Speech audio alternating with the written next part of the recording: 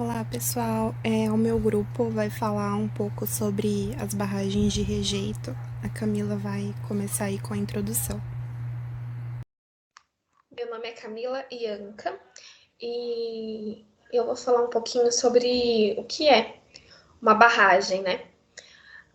Uma barragem, como descrito aí, é uma estrutura que ela é feita em cursos de água, né? Que possui o objetivo de conter ou acumular grandes quantidades de substâncias líquidas ou mistura de líquidos e sólidos, né? Ela tem algumas principais finalidades, como abastecimento de água, produção de energia elétrica, prevenção de enchentes e também na parte da mineração, a barragem de rejeito ela é utilizada para armazenar todos os materiais que não são aproveitados após o beneficiamento, né? É, as barragens elas são estruturas que são projetadas por engenheiros. Elas são utilizadas como reservatório para contenção e acumulação de substâncias líquidas ou de mistura de líquidos e sólidos provenientes do processo de beneficiamento de minérios, né? Basicamente, qualquer estrutura em curso permanente ou temporário de água para fins de contenção ou acumulação de substâncias líquidas ou de mistura de líquidos e sólidos, compreendendo o barramento e as estruturas associadas, né? Para esse rejeito, é, é comum que exista uma elevada quantidade de água, pois em determinados processos, durante o beneficiamento mineral, a água acaba sendo utilizada. No início das barragens de rejeito, elas ficam com uma lama de rejeito que fica na barragem, até que as partículas sólidas decantem e cada vez mais rejeitos sejam depositados naquela estrutura. Como são formados, né, essas barragens de rejeito? É, Existem vários tipos, com diferentes finalidades, né? Cada tipo tem uma finalidade diferente. Em específico, a gente vai falar um pouco sobre a barragem de rejeitos. Essas barragens de rejeito elas são utilizadas na mineração. O processo ele visa extrair substâncias minerais a partir de depósitos ou massas. As atividades que transformam rocha em matéria-prima na mineração, elas são chamadas de beneficiamento. Quando o beneficiamento é feito, sobram alguns resíduos, que são água, né, mais alguns resíduos sólidos que devem ser armazenados para evitar danos ambientais à natureza. Como esses resíduos eles existem uma grande quantidade de água, é normal que essas barragens pareçam estar cheias de lama. Esta, por sua vez, deve descansar até que suas partículas sólidas decantem, ou seja, se separem do conteúdo líquido e novos dejetos possam ser colocados nessa barragem, criando um novo ciclo. Nem todas as barragens elas são construídas da mesma forma, elas são construídas dessa forma. Tanto a que se rompeu em Mariano quanto em Brumadinho, que são dois exemplos que a gente destaca aí, são barragens que foram construídas a montante, mas elas também podem ser feitas, por exemplo, a jusante ou em linha de centro. Olá, sou Muriel, vou falar dos métodos construtivos das barragens de rejeitos, o método da montante e jussante. Bom, o método da montante, ele é o método mais simples e de mais baixo custo na construção das barragens. E ele está associado na maioria dos casos de ruptura de barragens de rejeito por todo o mundo.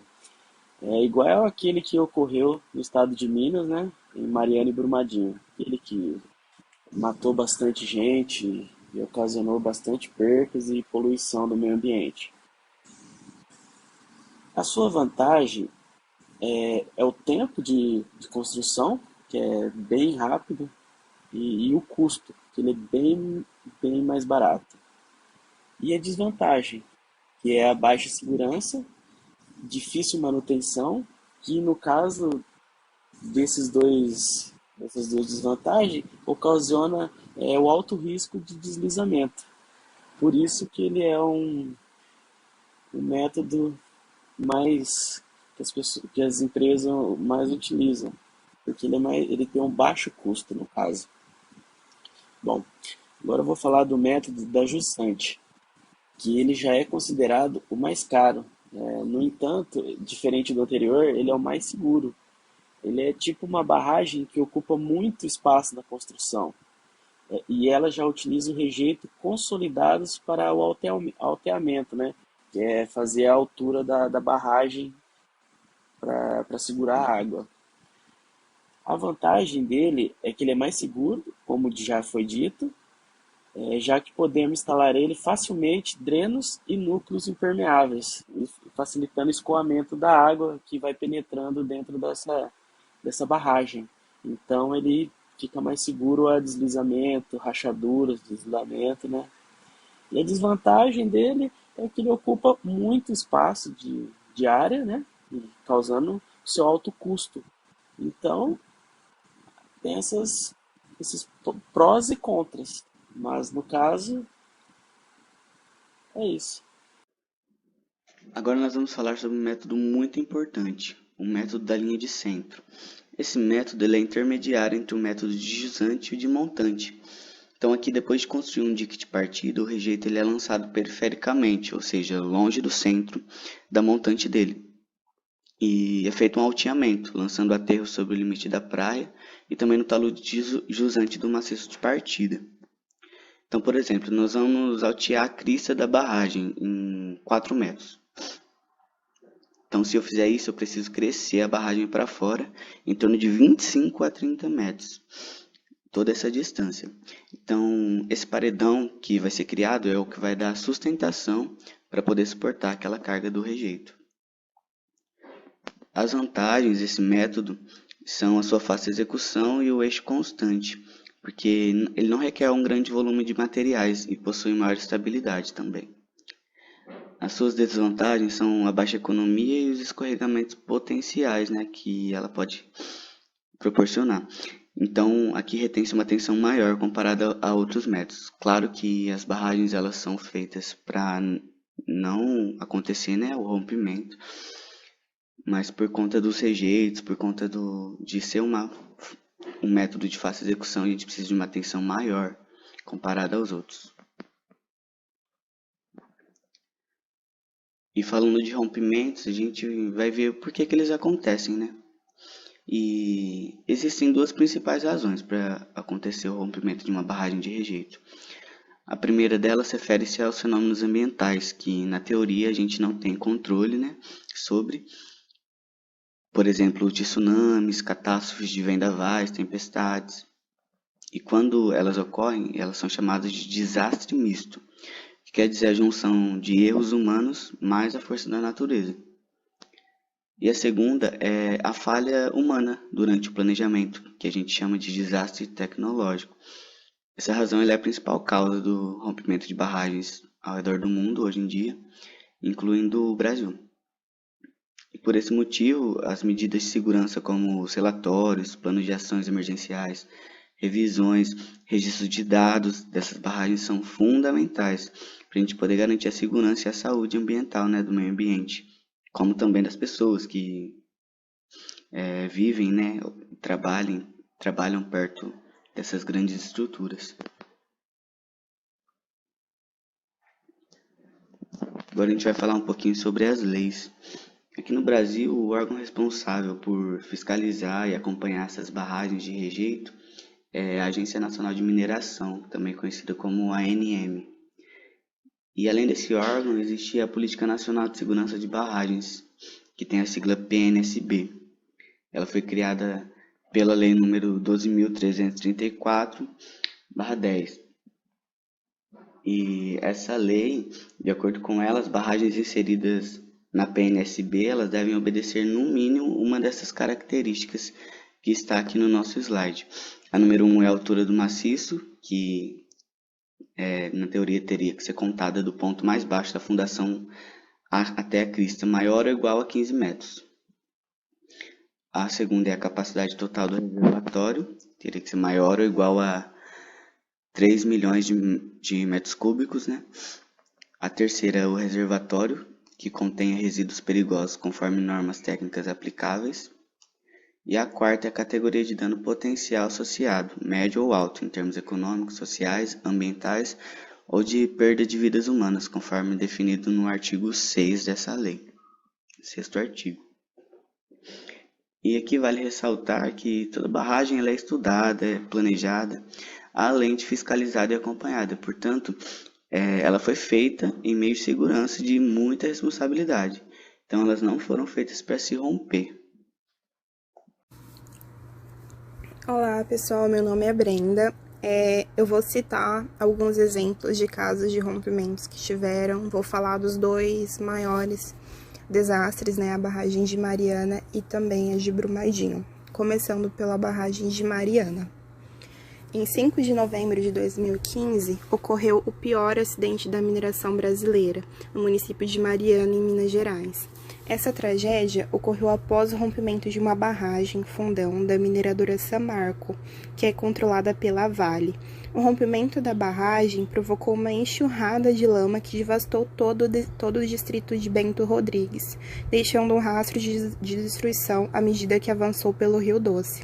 Várias pessoas ficaram desabrigadas, com pouca água disponível, sem contar aqueles que perderam a vida na tragédia, infelizmente. Além disso, houve os impactos ambientais, que foram incalculáveis e irreversíveis. O acidente em Mariana liberou cerca de 62 milhões de metros cúbicos de rejeitos de mineração, que eram formados principalmente por óxido de ferro, água e lama.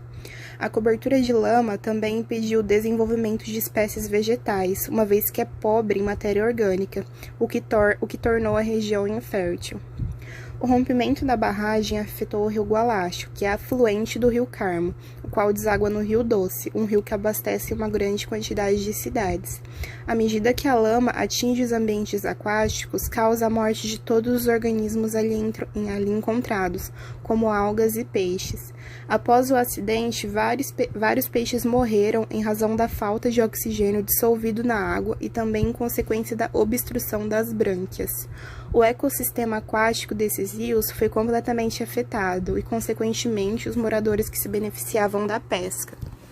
Aí aqui eu coloquei essas duas imagens, né, de exemplo. A gente consegue ver que casas, né, foram devastadas, diversas famílias que saíram prejudicadas. Realmente é muito triste toda a destruição que isso deixou. Agora eu vou falar um pouco sobre a barragem de Brumadinho. O rompimento da barragem de Brumadinho aconteceu 3 anos após o problema ter atingido a barragem de Mariana. A barragem tinha o objetivo de separar as impurezas para aumentar o valor comercial do minério de ferro. No processo de separação, ficam os rejeitos que devem ser barrados para não seguirem até o rio da região. Para isso, são construídos diques em alteamentos de terra, a chamada barragem a montante, que o pessoal falou nos slides anteriores. Trata-se de um dos métodos mais baratos e comuns no Brasil, no entanto, é bem sensível a qualquer vibração. No dia 25 de janeiro de 2019, a barragem 1 da mina do Córrego do Feijão desabou, causando um verdadeiro tsunami de rejeito sobre a comunidade local e também em distritos aos arredores de Brumadinho. Foram, no total, 11,7 milhões de metros cúbicos, um mar de lama que causou morte, destruição e prejuízos incalculáveis ao meio ambiente. No momento do rompimento da barragem, as sirenes de alerta não foram acionadas, um fato que contribuiu imensamente para a contagem final de 250 mortos. Um desastre ambiental que disseminou animais, plantas, árvores, contaminou rios e ceifou diversas vidas de famílias inteiras, ou seja, uma catástrofe ecológica. O número de vítimas chegou a 250 mortos e 21 desaparecidos. Propriedades rurais foram devastadas, criações ficaram embaixo da lama, rios contaminados e peixes que morreram, ou seja, a região foi praticamente devastada, ficando totalmente poluída. Uma das possíveis causas desse rompimento é que tenha ocorrido a liquefação no solo, ou seja, uma pressão na estrutura, que levou a esse problema. Outra suspeita é que explosões com dinamites ocorridas perto do local tenham influenciado no rompimento também.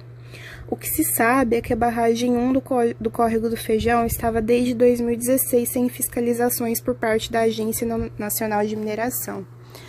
Aí aqui eu coloquei outra imagem, duas imagens que fica claro, né, toda a devastação que ocorreu. Realmente é muito triste também.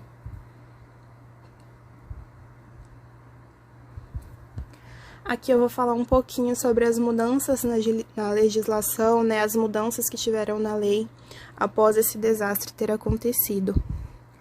Bom, basicamente, o Brasil passou a ter uma nova Política Nacional de Segurança das Barragens, chamada de PNSB, com a entrada em vigor da Lei 14.066 de 2020, sancionada pelo presidente Jair Bolsonaro, após o rompimento da barragem da Vale em Brumadinho. Com a nova lei, ficou proibida a construção de barragens do tipo a montante, usado em Brumadinho e também em Mariana, como a gente viu anteriormente. O método ocorre quando os diques de contenção se apoiam sobre o próprio rejeito depositado. Com isso, todas as barragens construídas dessa forma devem ser desativadas até 25 de fevereiro de 2022. Esse prazo só poderá ser prorrogado em razão de inviabilidade técnica para desativação no período previsto, desde que a decisão para cada estrutura seja referendada pela autoridade licenciadora do Sistema Nacional do Meio Ambiente, o SISNAMA. Aqui eu coloquei os links de pesquisa, a parte de cada um, e por fim os participantes.